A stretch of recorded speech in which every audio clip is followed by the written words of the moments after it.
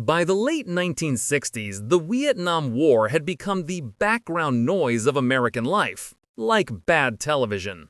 Publicly, officials spoke of progress, of seeing the light at the end of the tunnel.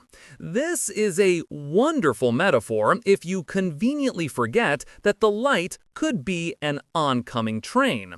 At the heart of this optimistic messaging campaign was Secretary of Defense Robert McNamara, a man who projected the calm confidence of a supercomputer right before it tells you everyone is doomed. He was a key architect of the war, yet in 1967 he quietly commissioned a top-secret study. The goal was to create an encyclopedic and objective history of the war. Because when your house is on fire, the logical first step is to write a detailed multi-volume history of flammable materials. The project was officially titled Report of the Office of the Secretary of Defense Vietnam Task Force, but everyone calls them the Pentagon Papers. It was enormous. 47 volumes, 7,000 pages, and 2.5 million words of meticulously documented poor decisions. It covered everything from Truman's administration secretly helping the French recolonize Vietnam after World War II, all the way to Johnson's administration planning to escalate the war while publicly promising they wouldn't. This wasn't a summary. It was a play-by-play of how 4 consecutive presidencies systematically misled the public.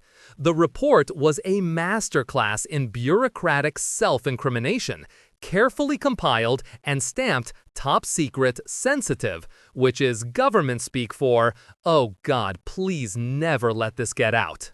Meet Daniel Ellsberg, a brilliant strategic analyst for the Rand Corporation, former Marine, and a man with a PhD from Harvard.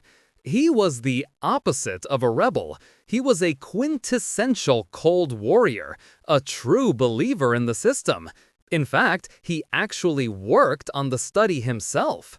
As he read through the raw history, seeing the gap between private assessments and public statements, his faith began to crumble. He realized the war wasn't a mistake. It was a lie.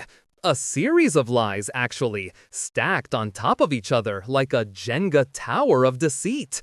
So he started smuggling the volumes out of his office, one piece at a time. His weapon of choice? Not a gun, but a Xerox machine, the unsung hero of 1970s whistleblowers. Copying 7,000 pages is not a small task. Ellsberg and a friend spent months painstakingly photocopying the entire history. Then came the hard part, finding someone brave enough to publish it.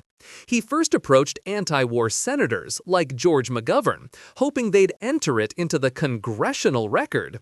They were hesitant, fearing political suicide. So Ellsberg turned to the press. He contacted Neil Sheehan, a reporter at the New York Times who had covered Vietnam and knew the official story was a fantasy. Sheehan and the Times understood the gravity. Publishing this meant openly defying the Nixon administration and inviting the full paranoid wrath of the federal government. They rented a secret hotel room, filled it with reporters, and began the monumental task of sorting through a secret history the government never wanted told. On Sunday, June 13, 1971, the New York Times dropped the first article. The headline was deceptively calm. Vietnam Archive, Pentagon study traces 3 decades of growing U.S. involvement. It was the journalistic equivalent of clearing your throat before dropping a bomb. The Nixon administration went ballistic. The funny part is, the papers were mostly about Nixon's predecessors, Truman, Eisenhower, Kennedy, and Johnson. But Nixon wasn't mad about the history, he was furious about the precedent. If the Times could leak this, they could leak his secrets.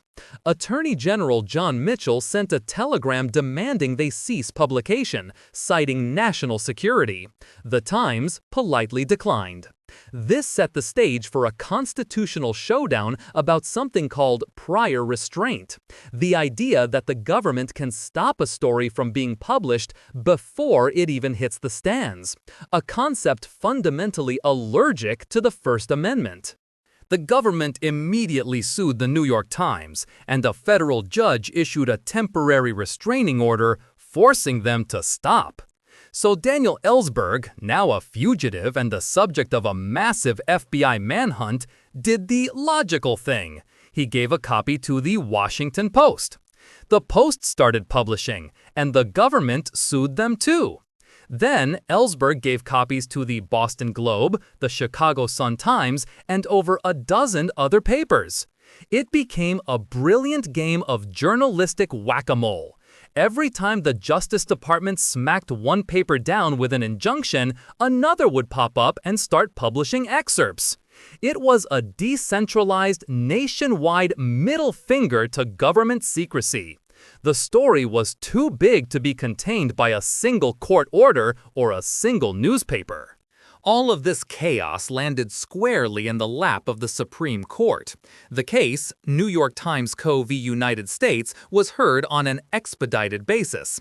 The government's argument was essentially, "Trust us, this will cause grave and irreparable harm to national security."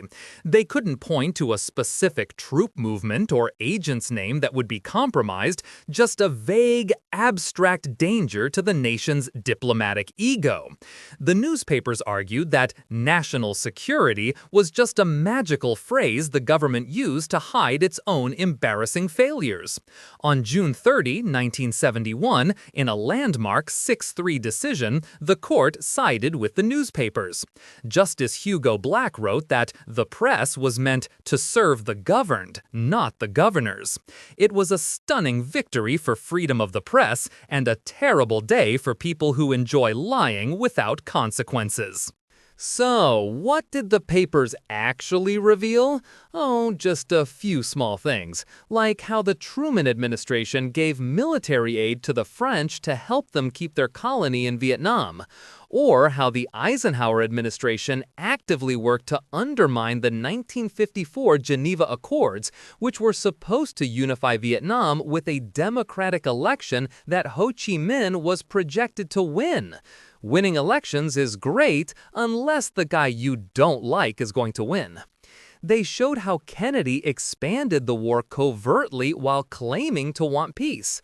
Most famously, they proved that the Johnson administration had a draft of a congressional resolution to expand the war ready to go before the Gulf of Tonkin incident even happened. The incident was just the excuse they needed. It was a 25-year-long story of officials privately admitting the war was unwinnable while publicly feeding the country a diet of pure, unadulterated optimism. Nixon, a man whose default setting was paranoid, was obsessed with Ellsberg. He wanted him destroyed. Unable to prosecute him for treason, the administration decided to discredit him personally. This led to the creation of a secret team called the White House Plumbers, because their first job was to plug leaks. Original, I know. Their brilliant plan? To get dirt on Ellsberg, they broke into the office of his psychiatrist in Beverly Hills, hoping to find embarrassing personal details. They found nothing.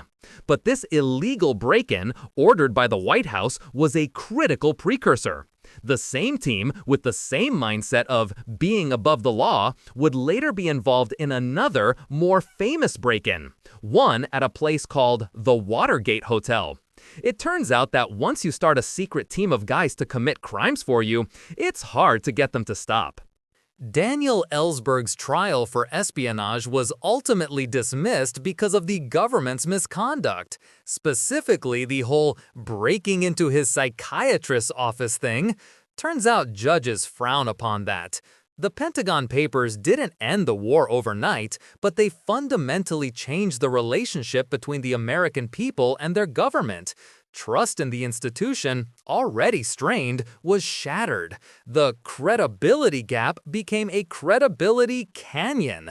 The story serves as a pretty solid reminder that the government's definition of national security sometimes just means protecting ourselves from national embarrassment. It established a vital precedent for the press to challenge official secrecy and cemented the role of the whistleblower as a necessary, if messy, part of a functioning democracy. If you enjoyed this video, please like, comment, and subscribe to our channel for more historical insights. Thanks for watching, nerds!